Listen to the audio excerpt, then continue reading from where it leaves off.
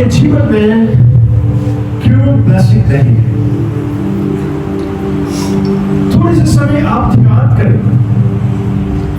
मेरे पीछे आया हुआ भाई, मेरे पीछे आई हुई बहन, मेरे पीछे आया हुआ बेटी, वो एक बड़ी बरकत के साथ ब्लेस हो गया, लेकिन मेरे जीवन में बरकत क्यों नहीं? मेरे जीवन में आशीष क्यों नहीं? केवल थोड़े से मिनट आप ध्यान करें और इस बात पर चित लगाए कि मेरे जीवन में वैसे क्यों नहीं है, मेरे जीवन में शांति क्यों नहीं है, मेरे जीवन में चंगाई क्यों नहीं है, मेरे जीवन में छुटकारा क्यों नहीं है? क्या आपने परमेश्वर की आज्ञाओं को पालन किया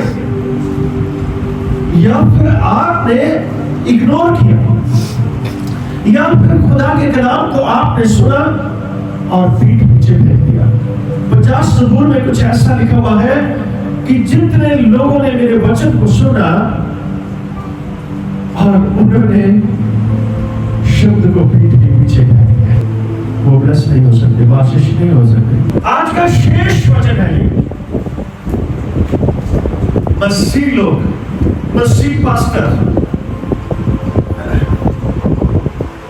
क्या लफ्ज़ आपने सुना है? पढ़िए जरा दोबारा से। दुष्ट उदार रहता है। दुष्ट।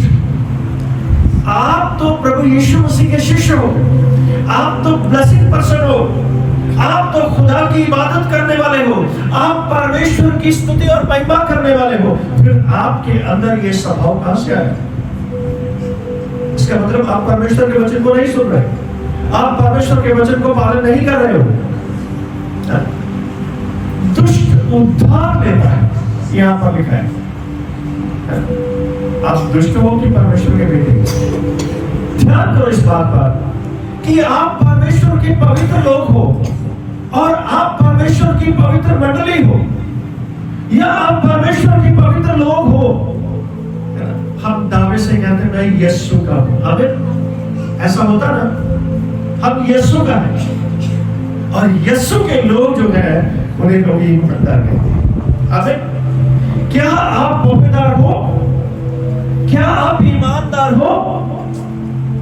यदि आप वफादार नहीं हो तो आज बन जाए। अबे यदि आप ईमानदार नहीं हो तो आज ईमानदार बन जाए। यदि आप किसी से लेन देन करते हो तो आप उसको क्लियर नहीं करते, तो आपके अंदर स्वभाव किसका है? शैतान। परमेश्वर के लोग हर एक बात में ईमानदार होते हैं। आमीन। हर एक बात में। यहां पर पहला लफ्ज लिखा हुआ दुष्ट उद्धार लेता है, परंतु क्या नहीं करता? क्या नहीं करता वो? मैं आपसे सुनना चाहता हूं, क्या नहीं करता वो? वापस नहीं देता। आपकी ईमानदारी कहां गई? कहां गई? कुएं में? आप मसीह के नाम से, यीशु के नाम से बिना मतलब से जुड़े हुए हो। पहले छोटी छोटी बातों में ईमानदार बनो। ये छोटी बात नहीं है। आप एक मसीह से ले लेते हो, एक अन्य भाई से ले लेते हो, एक अन्य व्यक्ति से ले लेते हो, यानी कि अदर। अन्य का मतलब अदर। यदि आपने लिया है, अगर आपसे उसने नहीं मांगा तो फिर क्या वो भूल गया? वो परमेश्वर का जन होकर भूला नहीं है, परंतु उसने आपको कहना अच्छा ना जाना, आपकी इंसल्ट करना अच्छा ना जाना, परंतु खुदा का कलाम कहता है जो दुष्ट है उद्धार लेता है परंतु वापस नहीं देता। जिसके मन में परमेश्वर की व्यवस्था रहती है उसके पैर कभी फिसले गए? वो 1 लाख हो या 1 रुपया हो या 1 पैसा हो, वो हिसाब क्लियर कट करेगा। आमीन। हालेलुया। हालेलुया। क्योंकि उसका जो कुछ निकलता है वो उसे देता है, यानी कि खुदा के कलाम को उसने अपने घर रखा हुआ है अंदर। आमीन। आमीन। इसलिए ईमानदार है। आमीन। इसलिए ईमानदार है। आमीन। यदि परमेश्वर की व्यवस्था आपके मन के अंदर है, परमेश्वर की व्यवस्था आपके दिल के अंदर है, तो खुदा आपकी गवाही देगा। आमीन। हालेलुया। ईमानदार दुष्ट उद्धार लेता है परंतु देता नहीं है, परंतु उसके मन में उसकी व्यवस्था है। आमीन। अगली लाइन ले जरा। ओदी पैर कभी ना तिलकेंगे, उसके पांव कभी ना फिसलेंगे। आमीन। फिर उन्हें पैर कभी भी ना तिलकेंगे। मैं जवान सा अते हुण बुढ़ा हो गया हाँ। मैं जवान था अभी बूढ़ा हो गया। ये दाऊद कहता है मैं बच्चा था परंतु अब मैं क्या हो चुका हूँ, बूढ़ा हो चुका। यहाँ पर ये कंसेप्ट बताता है, धार्मिकता का कंसेप्ट बताता है, पवित्रता का कंसेप्ट बताता है, होली गोस्ट का कंसेप्ट बताता है। आमीन। और उसने कहा मैं जवानी की अवस्था में था परंतु अब मैं क्या हो गया हूँ, बूढ़ा। लेकिन आप भी जवानी की अवस्था में हो सकते हैं कि आप उस अवस्था की ओर जा रहे हैं, लेकिन आप ऐसे लोगों से मिल चुके हैं जो दुष्ट उद्धार लेते हैं परंतु वापस नहीं लौटाते।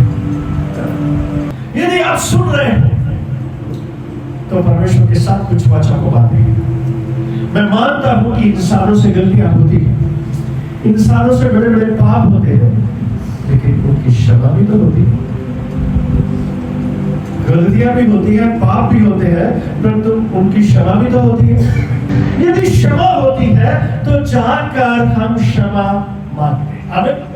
यदि आप क्षमा करने वाले हो और क्षमा दान देने वाले हो तो आप परमेश्वर के पुत्र ठहरेंगे। आमीन।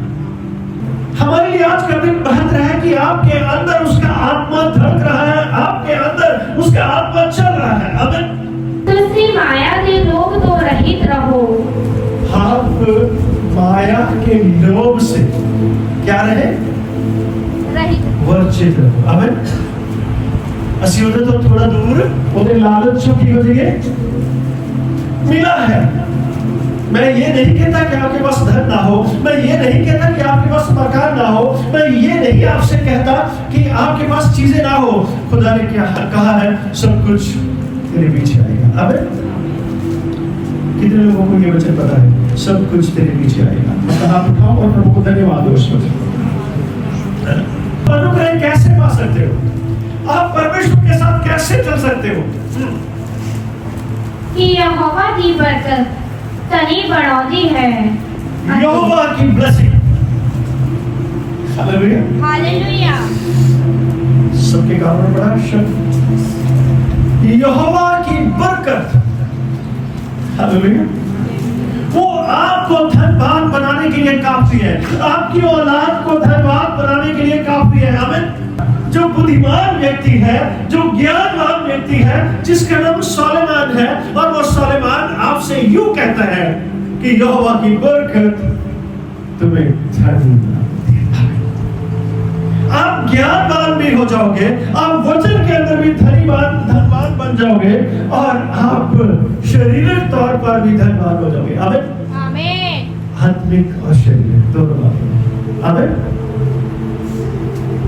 जब आपने परमेश्वर के पीछे चलने के लिए शुरू कर दिया है तो यहोवा की बरकत आपको ये विश्वासी आपके बारे में कहेंगे, आपके मित्र आपके बारे में कहेंगे, आपके रिश्तेदार आपके बारे में कहेंगे। परमेश्वर ने उसे एक बड़ा अनुग्रह दिया है और उसे बड़ा हालेलुया। यहोवा की बरकत आदमी को धनवान बना देती है। आमीन। परमेश्वर के निकट जाती है। आमीन। शुरू में आपको बहुत तंगी आ जाएगी, शुरू में आपको बहुत मुसीबत आ जाएगी, लेकिन आखिर में आप उसको की बात को जीतोगे। आमीन। पर तुसी यहोवा अपने परमेश्वर को याद रखो, क्यों जो क्या करना उसे याद रखो। करना दे पीछे केस नहीं मारना, बरकत चाहिए, बरकत चाहिए, ब्लेसिंग्स चाहिए, तो फिर करना पीछे केस नहीं मारना। खुदा का कलाम आपसे बोल रहा है, आपसे बात कर रहा है। पर तुसी यहोवा अपने परमेश्वर को याद रखो, देता है। वही आपको बल देता है। आमीन। वही आपको बीमारी के बिस्तर से उठाता है। आमीन।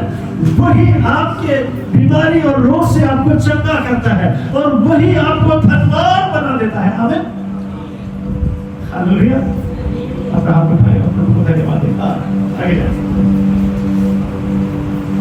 क्यों जो ਉਹੀ ਤੁਹਾਨੂੰ ਬਲ ਦਿੰਦਾ ਹੈ कि ਤੁਸੀਂ ਧਨ ਕਮਾਓ ਅਤੇ रुको वही तुम्हें बल देता कि तुम धन कमाओ। यानी कि आपके हाथों से कमाया हुआ धन उसमें ब्लेसिंग होगी। आमीन। उसमें आशीष होगी। आमीन। आमीन। दुष्ट उधार लेता है, दुष्ट ठगी मारता है, दुष्ट धोखा करता है, अपने लिए जमा करता है पर उतरवार होगा। आप वचन में धनवान बन जाओ, ईमान में धनवान बन जाओ, आप परमेश्वर में धनवान बन जाओ, आप सच के पीछे चलना शुरू करो और धनवान बन जाओ। आपका निकाला हुआ समय आपके लिए ब्लेसिंग का कारण बनता है। आमीन। आपका धन, आपका पैसा दान में, विश्वास में, अच्छे कामों के लिए जाएगा तो बहुत आसान फल लाएगा। आमीन। ਤਾਂ ਜੋ ਆਪਣੇ ਪ੍ਰੇਮੀਆਂ ਨੂੰ ਧਨ ਦੇ ਵਾਂਗ ਬਣਾਵਾਂਗਾ ਅਤੇ ਉਹਨਾਂ ਦੇ ਖਜ਼ਾਨੇ अपने प्रेमी को क्या बनाएगा? धन के वारिस बनाएगा। आमीन। ईमानदारी वाला वो हर एक बात में आपको क्या बनाएगा? धनवान। अपने प्रेमियों को यानी कि अपने मानने वाले को, अपने बेटे और बेटियों को वो क्या बनाएगा? धनवान। आमीन। यहोवा की बरकत आपने उनकी बना दी है। आमीन। किसी चीज की घटी आपके पास ना होगी, किसी चीज की कमी आपके पास ना होगी, क्योंकि उसका ब्लेसिंग और उसकी आशीष तुम्हारे पीछे आएगी। आमीन। आमीन। पढ़ो बेटा, कंप्लीट कर दो, यही वर्ड आप कर दो। ਤਾਂ ਜੋ ਆਪਣੇ ਪ੍ਰੇਮੀਆਂ ਨੂੰ ਧਨ ਦੇ ਵਾਰਿਸ ਬਣਾਵਾ ਅਤੇ ਉਹਨਾਂ ਦੇ ਖਜ਼ਾਨੇ ਭਰ ਦਿਆਂ। ਆਮੀਨ। उनके खजाने क्या कर दूंगा? मत्ती 6:33 में लिखा तुम्हारे पास रखने के लिए जगह ना। आमीन। हालेलुया। तुम्हारे विषय में लोग कहेंगे, है ना? और व्यवस्था में लिखा हुआ है तुम देने वाले बनोगे, लेने वाले नहीं। लेकिन आज क्या है? बिलीवर्स लोग जो है, मसीह लोग जो है, वो मुझे कहना नहीं चाहिए, है? वो नई बात मैं बोल रहा हूँ, आप अंडरस्टैंड कर रहा हूँ उस बात को, है ना? तुम देने वाले बनोगे, लेने वाले, लेकिन अभी तक 20 साल से 25 साल से बिलीवर बने हुए हैं, है ना? पहली बात तो यह है, धनवान बनना है तो हफ्ते के पहले सारे कामों को छोड़कर अपने बच्चों के साथ खुदा की हुजूरी में आना है। आमीन। खुदा को आराधना करना है, जो काम आपको मिला है उसे पालन करना है। आमीन। जो सेवा मिली है आपको उसे पालन करना है। यदि आप सेवा को इग्नोर करते हो, परमेश्वर की आराधना को इग्नोर करते हो, तो आप कभी भी ब्लेसिंग नहीं पा सकते, कभी भी आप आशीष नहीं पा सकते। ब्लेसिंग पानी है उस सेवा को करो, करने से मिलेगी। आमीन। आराधना में आने से मिलेगी। आमीन। जिम्मेदारी के साथ। आमीन। आमीन। प्रभु इन वचनों से आपको विशेष आशीर्वाद दे। आमीन। आमीन। अपना हाथ उठाओ और प्रभु को धन्यवाद।